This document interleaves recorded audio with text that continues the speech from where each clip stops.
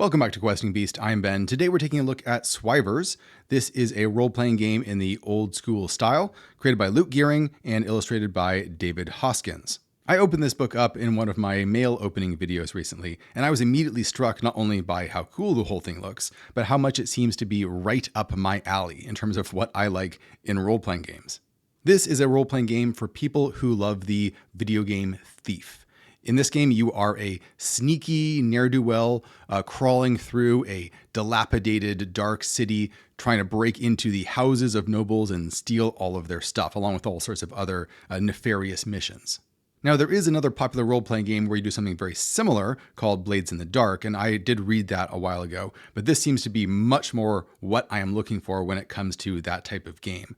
Blades in the Dark is generally much more story game focused and doesn't put as much emphasis on player skill, whereas Swivers, because it is more in the old school mode, focuses on that very heavily.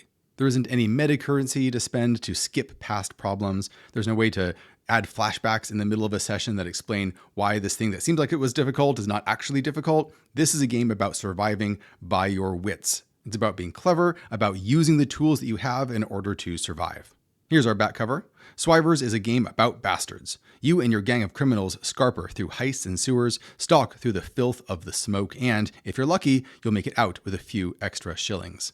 The whole of this city is your filthy, sickly oyster. As usual, I will put links down below for where you can pick this up. But before we get started, a quick reminder that anyone who is subscribed to the Questing Beast newsletter this month will be in the running for a copy of the Tasks of Tantalon, which I reviewed recently. A really fantastic, extremely beautiful puzzle book. The winner of this will be chosen at the end of June. Just make sure you're subscribed to the newsletter and you will be in the running. All right, let's see what we get inside here. Some great end papers. And it is written by Luke Gearing, additional writing by Danny Boyle, art by David Hoskins. But one of the first things you notice in this book is the paper quality. It has this really wonderful paper that feels great, feels a little bit rough, it feels old. There's lots of little imperfections in it. It even smells great, like an old book you pulled out of an ancient library. It's also stitch bound, so it's going to last forever. And even the size of it is a bit unusual. I haven't seen a lot of role-playing games in this form factor. Usually they're digest size, which is a little bit smaller, or they're full size, which is a little bit bigger. But I really like this size. I think it fits this book really perfectly. It feels really good in your hand. It stays open when you open it on the table. And there's enough space that you can contain a lot of information on the 2-page spread. Another big standout feature is the art. Oh my goodness. David Hoskins' art is wonderful. I haven't seen his art in any other role-playing games, I don't think, and it is a perfect fit for the style and the aesthetic of this book. It's all done in this black and white line art. There's no color in it. It's very stark, it's moody, and it's slightly grotesque, and it really gets you in the right headspace when you are running this game. The first section is just Swiver creation, and it could not be simpler. You have 3 attributes. They are Constitution, Dexterity, and Strength. So we have the rare tri-stat system that doesn't have any mental or spiritual stats at all. It's only physical stuff. I think that is a strong declaration about the kind of role-playing game that this is going to be. You are not going to be rolling your charisma to see if you can talk past someone. You're going to have to do that yourself. You're not going to be rolling your wisdom to see if you can perceive what's going on in the room. Instead, you ask questions to do that. So there is an emphasis on player skill in terms of the mental stats, where that's relegated to the player rather than put onto the character. The stats are all rolled with 3d6, as in traditional D&D. You have as many hit points as you have Constitution. So you're a little bit beefier than a level 1 D&D character, but your hit points also go up very slowly after this point. The book also has a sense of humor and is full of all of these little jokes and asides. So for example, you have a 25% chance of being literate. A reason for literacy must be determined in under 5 seconds or else literacy is lost. For example, a mouse taught me. You start with a D10 plus 10 shillings, a ropey shank, and some horrid rags. You also start with 1 item from the following table. This is a very table-focused book, so another reason why I'm probably going to like it. It doesn't depend on having lots of rules. It depends more on giving you interesting content to use. And look at all the character and flavor you get in these tables. Like in the trinket table right here, you might have a stupid dog, or maybe Big Dave's special sauce, or D8 crickets, or a high quality belt. Traits your character might have could be things like away with the fairies, or art as nails, or bitter lemon bastard. There's a couple alternate starts here where you can be a ruined knob, that's like a noble that's on hard times, a rat man exile, who's just like these weird guys here, or a hedge swiver. There's also some starter kits that lets you jump into the game without having to buy all of your equipment. It just does it for you. These aren't classes because there aren't really classes in this game. They're more like just backgrounds that are based on the types of equipment that it has chosen for you. Got your character sheet right here. Your main stats are just your 3 attributes right there. You have prosthetics, you have some skills. These just add a little bit of a bonus to certain roles. Criminal records, cross out crimes once you have evaded them. That tells you a lot about what this game's going to be about. And your inventory is all slot based. Plenty of random tables for buying stuff like food and drink, services, light and fuel, odds and sods. We have armor and weapons, which come in light, medium, and heavy. You have a soak value, so you'll be rolling a die to try and absorb damage. Each tier of armor comes in either patchwork, decent, or swank versions of that armor, which tends to be very expensive. Probably better for just certain social situations, since it's not necessarily going to protect you from more damage. There is a huge section for prosthetics, which I think is really funny, because parts of your body can get lopped off in the course of duty.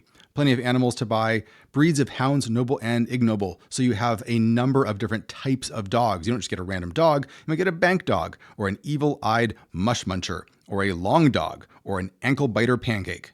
You can invest in different types of buildings, which can give you long-term income and can also give you an in to different parts of society. You can buy property and you can improve your buildings or your secret hideout by adding stuff onto it. For example, trap doors or mechanical workshops or a shark tank or a printing press. Next up, let's look at the general rules and see how to actually play this game. But first, a quick shout out to today's sponsor. This video is sponsored by Into the AM, purveyors of some of the best t-shirts and polo shirts and button-up shirts and even jeans that I have worn in my entire life. I've been wearing their stuff for years now, and not only is it the only clothing that I've ever been complimented on by random strangers, but it's really affordable, it looks really good, and it is super comfortable. A lot of their graphic tees have really great fantasy and sci-fi themes, so oftentimes you can find shirts that match the RPG campaign that you're currently in. Like this one would work really well with any D&D campaign. They have a huge memorial sale going on their store right now where everything is up to 70% off. And then if you use my link down in the description, you can tack on an extra 10% off to anything you might want to buy. It's a really great deal. A big thanks to Into the AM for sponsoring the channel. And now let's get back to the video. All right, how do the general rules work for Swivers here? Well, it is a roll under system for the most part, where you're going to be rolling 3d6, usually, underneath one of your attributes. However, it is possible to shift that difficulty by, for example, rolling only 2d6 to make it easier, or 4d6 or even 5d6 for very difficult tasks. In a normal save situation, you are just rolling underneath one of your attributes, but if you're using a skill, then you can also add any skill points that you have. Now, at the start of the game, you don't really have any of these, but as you level up, you can start adding skill points one at a time, very slowly, to different types of things that you want to be good at. For example, acrobatics or pickpocketing, or scaling walls, bending things. You can also make up your own as long as the game master is fine with it. Your skill number just gets added onto your attribute number when you are trying to roll under. It makes things a little bit easier. Now, in the case of a skill roll or save that does not have an obvious attribute attached to it, you can simply pick a target number to roll under, from 17 all the way down to 6. In cases where two characters are competing against one another, then instead of doing roll under, you simply roll a d12 and add it onto one of your attributes, trying to get as high as possible, and whoever gets the higher number wins. I love how it is very specific that there are certain situations that should not be resolved using skill rolls. For example, conversations with NPCs, searching locations, hiding or being stealthy, or noticing hidden objects and details. Players should be asking the GM for more information on anything that interests them continuously. 100% agree with that. That is the way I like to play. Now, fighting works quite differently. Instead, what you're going to do is roll 2d10 and add your fighting skill. Your fighting skill starts at 0, but you can improve it as you level up. And you're trying to hit the opponent's defense score. And their defense score is not set by their armor, but by the weapon that they're carrying. You can see down here that someone who is unarmed has a defense of 6, short weapon is 8, medium weapon is 10, and then all the way up to medium weapon plus shield is 12. So your loadout determines not only what your defense is, but it also determines the order that you go in, your initiative. Because in a round, you start at the top and work your way down in this direction. Anyone casting a spell starts going first, and then anyone who is shooting, and then unarmed, and then short weapons, medium weapons, and so forth. In other words, when your weapons are shorter, you get to act faster, which kind of makes sense. Except for the very first round, where this is inverted, because long weapons would get to strike first when the sides are closing together. I do see what loot gearing is going for in this combat system, but it might be just a little too complex for me personally. I'm not super thrilled about keeping track of the loadouts of every character in a melee and then calling them out one at a time to see who goes first and who goes next. Still, it does make the weapon that you're carrying more meaningful, which I think some people might really like. If you manage to hit someone, then you're going to deal damage to them. If you have a really good quality weapon, you get advantage on the damage dice. Bad weapons have disadvantage on the damage dice. And then the opponent is going to roll their damage soak based on their armor to reduce that damage, and that's going to go to their hit points. There are some nice rules for shields here. There's the shields shall be splintered rule, where you can essentially sacrifice your shields in order to ignore one attack. And there's the rule right here, where when you are defending against a ranged attack, your defense is no longer based on the weapon you're carrying, but just whether you have a shield or not. So no shield, your defense is 12, shield, defense 16. Now, once your hit points go down to 0, then you're going to be rolling on the death and dismemberment table over here, which is a classic feature of a lot of great old role-playing games, where you're going to roll on both of these columns to see what happens to you. For example, you might roll broken and useless for your right leg, or you might roll dismembered for your right arm. You could also be tripped or shoved or jarred, or you might just straight up die. Healing is pretty slow. Hit points recover very quickly because they're basically stamina, but when you're taking serious injuries from the death and dismemberment table, then you could be laid up for a very long time. I love how there's some really fun diseases that you can catch along with their effects, what it takes to cure them, or what it might take if you paid a doctor. Maybe things like smoke slurry, or Tom's face, or just one called Thud, incredibly pungent mold. People can literally smell you coming. There are some rules for chases, because you're going to see that in a thief type of game. The rules for advancement are very traditional, in the sense that you are getting XP for recovering loot. You are a thief, after all. Anytime you level up, you get to pick 2 of the following, either +1 to a fighting skill, maximum +6, +1 to your hit points, or +1 to a existing or to a new skill. You can spend your hard-earned money on carousing, which can give you some bonus XP at the cost of possible consequences, like maybe you awaken clutching a book that none of you can read. You can also dump a bunch of money into research in the hopes of learning something useful, or you can spend it on building up a putterer, which is like a sidekick that might take over for you in case of your untimely demise. Because you're a thief, you're going to need to get to know some fences, and that's just not a generic term. You're going to meet very specific fences that have their own weird personality quirks and the amount that they're going to pay you of market value. Like, for example, Prudence Garland, a bride in hiding. She fled an arranged marriage and apprenticed herself to a witch. Despite 15 years passing, her husband-to-be pursues her still maintains the luxuries of her class and station. 40% of market value. The section on running Swivers has lots of great random tables and advice. The city itself is more abstract. It doesn't have a concrete map. The main districts that are always there are the palace, the royal jail, the mayoral district, and the docks. But you can add lots of other districts and people them and add quirks to them using the random tables in here. You can use these tables to determine the nature of the smoke, which is the city itself.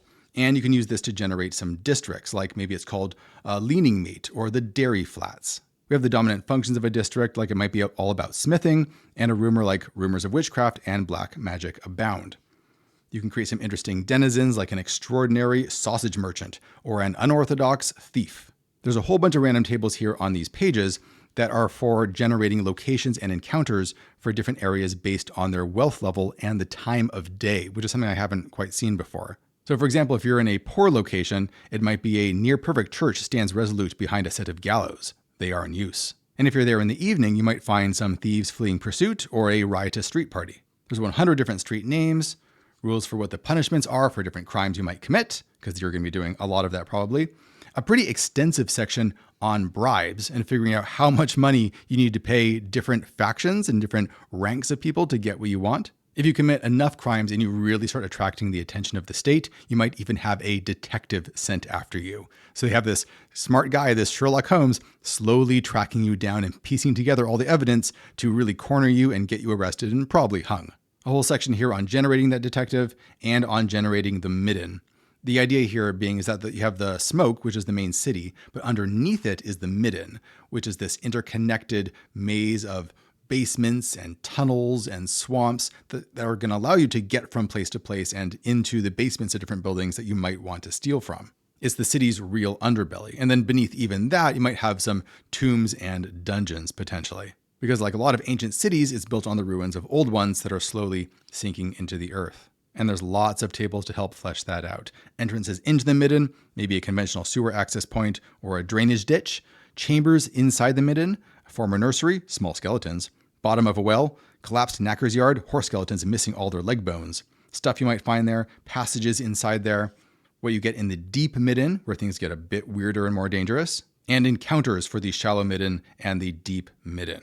Now, all the random tables in Swivers are really awesome, but if you want to flesh them out even further, strongly recommend you check out my book, Knave 2nd Edition, which has tons of random tables for exactly that purpose. Like city themes, city events, street details, you have buildings, you have different types of inns, and especially factions, faction traits, missions, rewards. All of these things is going to help you build more adventures for Swivers much more quickly with tons of extra variety. If you're crawling through the Miden, you might want some extra rooms or room details or themes for rooms or different traps or hazards or mechanisms, just an unending supply of everything that you might need. Our next section is the Bestiary, which is mostly humans, but you have some weird monsters mixed in there too. Stat blocks are very straightforward and easy to read, but what I love is the descriptions of each of these, and especially how each of them has a slang term that goes along with their proper term. Like a dead giant might be called Old Sleepless. Timeless, deathless, lifeless. The long dead giants of the sea slumber in chambers riddled with warnings of the terrible uncorpses they contain. The smell of seawater permeates them and their surroundings. You might meet a gargoyle or ghouls, literate mold, rotworms. The sable hussars, these guys are really dangerous. The elite professional bodyguard of the crown. Scrounge mouths or even vampires. There's not a lot of supernatural stuff in here. It does exist, but the assumption is, at least at the start of the game, I think, that things are pretty grounded and more human focused. And then the more they explore, the weirder things that they start to find. Next, we have our magic system, and it's one of the most interesting systems in the book because this is all card-based magic and it works along the same lines as blackjack. When you start casting a spell, you draw 2 cards from the deck, a totally normal playing card deck. And then each round after that, you can either stand or hit again. If you decide to stand when your total is 17 or lower, then it's a failure. The spell just fizzles, but nothing bad happens. If you get a 17 through 20, then it's a success and the spell works normally. If you get 21 exactly, that's an empowered success and it's like a superpowered spell. If you are over that, if you get 22 or above, it is a critical failure. Things go very badly and you'll be rolling on the critical failure chart, which you really do not want to do. The deck only gets reshuffled at the end of the in-game day, so you can basically deplete the amount of magic that's available in your surroundings if players are casting too much magic. And you're even allowed to look through the discard pile to see what is likely left in the deck, because that's like sampling the winds of magic to see what is available. As you advance, you might become initiated into a higher level of magic where you learn about the different alignments. Because all spells are broken into either hearts, diamonds, spades, or clubs, which is connected to either the 4 humors, the 4 elements, the 4 temperaments, or the 4 qualities. By understanding spell alignments, you can try and get the highest card in your hand to match the correct suit of that spell, because spells have a suit that is listed with them. And if you manage to do that, then you get a bonus effect. As players learn even more about magic, they can learn about spell components. This is a really fun spell component system. There's just a bunch of weird different magical things that you can pick up from exploring the environment. Might be a lump of fool's gold or powdered swan's bill or what have you. Those are all connected to a particular card. Like the powdered swan's bill is the 10 of hearts. So if you have this actual ingredient on your character in your inventory, you can spend it to go into the deck and pull out the 10 of hearts. So by spending these ingredients, you can manipulate the deck and get exactly what you need to cast spells. That's really fun. Now, the final level of magic is realizing that a lot of these spells are derived from horrible ancient entities from beyond time and space. Probably not a great idea to ally with them, but there are some advantages. You get to start with a particular face card already out. For example, Thost the Marble is related to the King of Spades. You can always start with the King of Spades, but he is going to exact a price from you. You're going to be restricted in terms of what you can do and how you're able to behave in the game world. Now, there's only 20 spells available in the game, but as usual, they are packed with flavor, and they are very interesting and let you manipulate the world in different ways. They also have fun names like to rob them of wakefulness, or to speak with the regretful dead, or to vomit yourself forth if you want to make a clone of yourself. Be warned, they are often very gross, which some people will think is really fun, and other people will just think is gross. Our last section is a intro adventure, Blue Cheese Left to Rot. This is a mansion crawl, and I do like mansion crawls. I've written one myself. And in it, you are invading this mansion that's owned by the Lindsor family, which, unbeknownst to you, have all turned into ghouls. However, this family of ghouls also has a problem. In their basements, another gang of thieves, the cheese thieves, who are kind of like rat people, have burrowed into the basement from the Miden and are trying to loot the house from that side. So there's multiple factions going on here, and you can decide which of them you want to ally with. Do you want to ally with the cheese thieves and just try and loot the house? Or do you want to fight them off and join the family, which could turn into some pretty powerful patrons that might be very useful in the future? It's a pretty straightforward location-based adventure. You're crawling through the house, you're going from room to room, you're getting all of the loot, which is mostly not just bags of gold, but interesting artifacts that you're going to have to put in your inventory, or you might have to get multiple people to haul them out if they're especially large. There is a kind of timer in effect, because if you wait too long, the cheese thieves in the basement are going to start lighting the house on fire, which will really speed things up and force you to get out of there. I wouldn't say there's a lot of really big surprises in this adventure. It is quite straightforward. It's mostly about that kind of faction interplay. There are some secrets you can find, some spells you can pick up, some surprises here and there, but overall I didn't find it to be a super exciting adventure. Maybe that wasn't the goal really. It's there to introduce the players to the basics of the mechanics and the style of play, which is very player driven, where you're exploring from room to room and making these decisions about how you're going to approach a particular environment. I really like the write-ups of all the personalities here. For example, Henry Lindsor, he wants all of his stuff back, to yoke the family to his will, human blood, agents to act for him, and the downfall of all the families who hounded him 70 years ago. He would be a really fun leader of a faction that you had to work for. A neat system right here is that you have ghoul encounters and ratmen encounters, the two different factions. And depending on how you interact with them when you roll them on the encounter table, then you're going to move through this flowchart to figure out what they're going to do next. This makes them act pretty realistically. And so it's not just you ran into some more ghouls, you fight them. Ran into some more ratmen, you fight them. It gives you more guidance on how these factions would develop based on the player's actions. A nice little reference guide to the whole adventure right here with everything summarized on a 2-page spread. That's really nice to see. And that is the end of our book. So Swivers was one of the most fun RPGs that I've read in quite a long time. And it really hits home exactly what I want in terms of a thief game. All of the descriptions, all of the random tables are just soaking in this flavor that communicates the world so clearly and makes you want to participate in it. If you like the old video game Thief, then this is probably the right game for you. One thing I think that it could expand a little bit is just building actual missions, building your own adventures. The random tables in here are very fun, and there's a lot of really good ones. But I think there wasn't quite enough support in terms of designing what the players are going to do on a session-to-session basis. But like I said, the tables in my Knave book could be really helpful for that. In any case, the links to picking this up will be found down in the description below. And thanks for watching, everybody. I'll see you next time.